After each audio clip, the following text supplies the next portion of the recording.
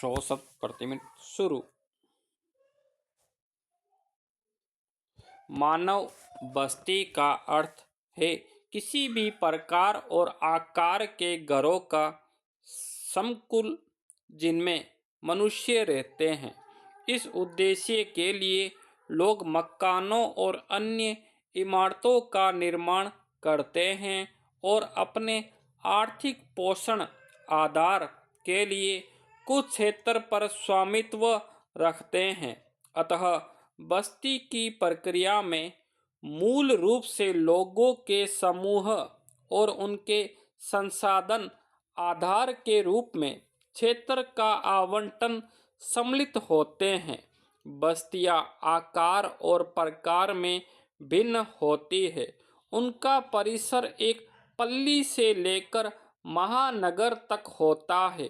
आकार के साथ बस्तियों के आर्थिक अभिलक्षण और सामाजिक संरचना बदल जाती है और साथ ही बदल जाते हैं पारिस्थितिकी और प्रौद्योगिकी। बस्तियां छोटी और विरल रूप से लेकर बड़ी और संकुलित अवस्थित हो सकती है।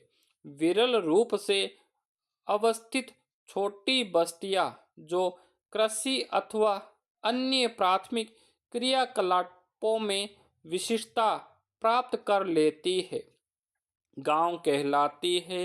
दूसरी ओर कम किंतु बड़े अधिवास द्वितीयक और तृतीयक क्रियाकलापों में विशेषीकृत होते हैं, जो इन्हें नगरीय बस्तियां कहा जाता है। ग्रामीण और नगरीय बस्तियों में आधारभूत अंतर निम्नलिखित है। ग्रामीण बस्तियां अपने जीवन का पोषण अथवा आधारभूत आर्थिक आवश्यकताओं की पूर्ति भूमि आधारित प्राथमिक आर्थिक क्रियाओं से करती है, जबकि नगरीय बस्तियां एक और कच्चे माल के प्रक्रमण और तैयार माल के विनिर्माण तथा दूसरी ओर विभिन्न प्रकार की सेवाओं पर निर्भर करती है। नगर आर्थिक वृद्धि के नोड के रूप में कार्य करते हैं और न केवल नगर निवासियों को बल्कि अपने पृष्ठभूमि की ग्रामीण बस्तियों को भी भोजन और कच्चे माल के बदले वस्तुएं और सेवाएं उपलब्ध कराते हैं। नगरीय और ग्रामीण बस्तियों के बीच संबंध परिवहन और संचार परिपथ के माध्यम से स्थापित होता है। ग्रामीण और नगरीय बस्तियां सामाजिक संबंधों, अभिवृद्धि और दृष्टिकोण की दृष्टि से भी भिन्न होती है। ग्रामीण लोग कम गतिशील होते हैं और इसलिए उनमें सामाजिक संबंध घनिष्ठ होते हैं। दूसरी ओर नगरीय क्षेत्रों में जीवन का ढंग जटिल और तीव्र होता है और सामाजिक संबंध औपचारिक होते हैं। बस्तियों के प्रकार निर्मित क्षेत्र के विस्तार और अंतर्वास दूरी द्वारा निर्धारित होता है।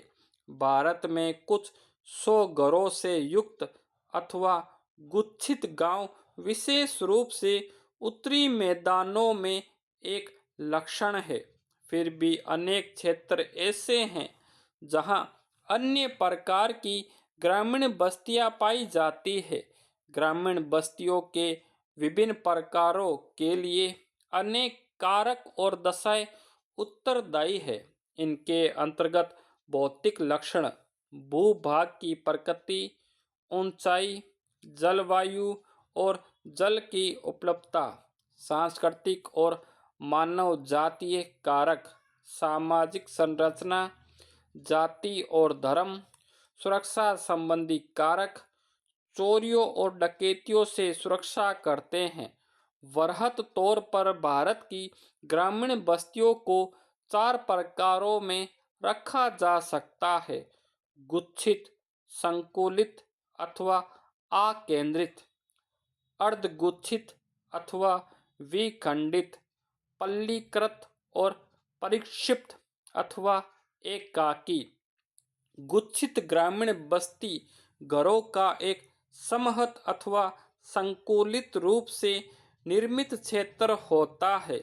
इस प्रकार के गांव में रहन सहन का सामान्य क्षेत्र स्पष्ट और चारों ओर फैले खेतों, खलिहानों और चारागाहों से पृथक होता है। संकुलित निर्मित क्षेत्र और उसकी मध्यवर्ती गलियां कुछ जाने पहचाने प्रारूप अथवा ज्यामितीय आकृतियां प्रस्तुत करते हैं, जैसे कि आयताकार, अरियर, रेखिक इत्यादि। ऐसी बस्तियां प्राय उपजाऊ जलोढ़ मैदानों और उत्तर पूर्वी राज्यों में पाई जाती है। कई बार लोग सुरक्षा अथवा प्रतिरक्षा कारणों से गांवों में रहते हैं, जैसे कि मध्य भारत आधिपत्य कर लेते हैं, जबकि समाज के निचले तबके के लोग और निम्न कार्यों में संलग्न लोग गांव के बाहरी हिस्सों में बसते हैं। ऐसी बस्तियां गुजरात के मैदान और राजस्थान के कुछ भागों में व्यापक रूप से पाई जाती है।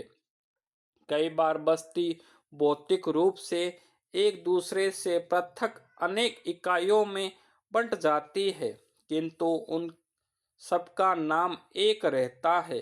इन इकाइयों को देश के विभिन्न भागों में स्थानीय स्तर पर पाना, पाड़ा, पाली, नगला, ढाणी इत्यादि कहा जाता है। किसी विशाल गांव का ऐसा खंडी भवन प्राय सामाजिक एवं मानव जातीय कारकों द्वारा अभिप्रेरित होता है। ऐसे गांव मध्य और निम्न गंगा के मैदान, छत्तीसगढ़ और हिमालय की निचली घाटियों में बहुतायत में पाए जाते हैं।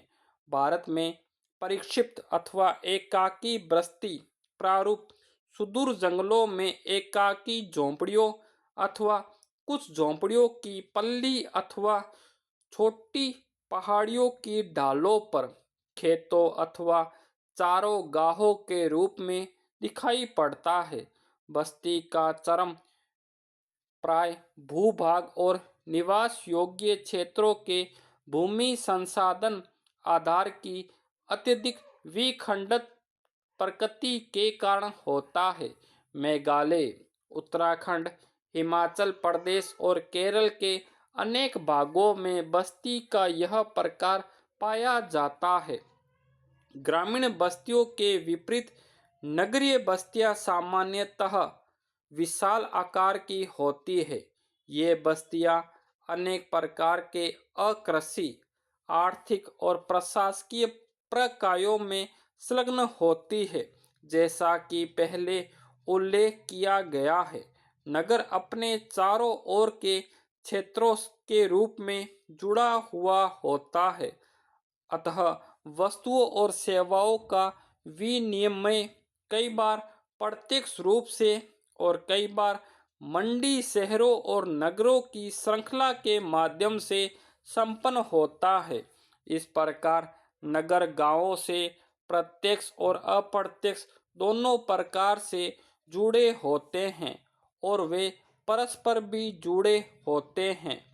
भारत में नगरों का अभ्युदय प्रागैतिहासिक काल से हुआ है। यहाँ तक कि सिंधु घाटी सभ्यता के युग में भी हड़प्पा और मोहनजोदड़ो जैसे नगर अस्तित्व में थे। इसके बाद का समय नगरों के विकास का साक्षी है।